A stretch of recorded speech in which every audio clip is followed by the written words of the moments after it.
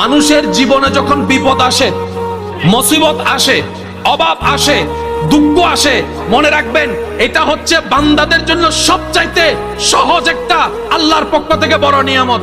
কেমন নিয়ামত? আপনার যখন মন ভেঙে যায়, যে মনের দিকে পৃথিবী তাকায় না, সেই মনের দিকে আল্লাহর রহমত তাকাই থাকে।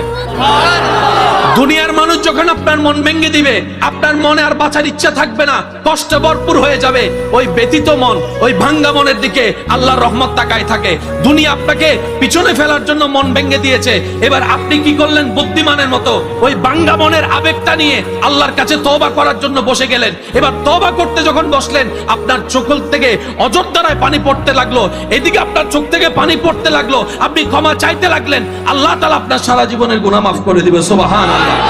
সন্তানের কান্না যেমন মা বাবা দেখতে পারে না, সহ্য করতে পারে না, বান্দার চোখের পানিও আল্লাহ তাআলা সহ্য করতে পারে না। কোন বান্দাকে যখন পৃথিবীর কোন মানুষ কষ্ট দেয়, কান্না করায়, আল্লাহ তখন ফেরেশতাকে জিজ্ঞেস করে, ফেরেশতা একটু দেখে আসো আমার বান্দাকে কে কষ্ট দিয়েছে, আমার বান্দাকে কে কষ্ট দিয়েছে, আমার বান্দার মন কে খারাপ করিয়েছে। যখন সেই বান্দা বেশি কান্না করতে থাকে, আল্লাহ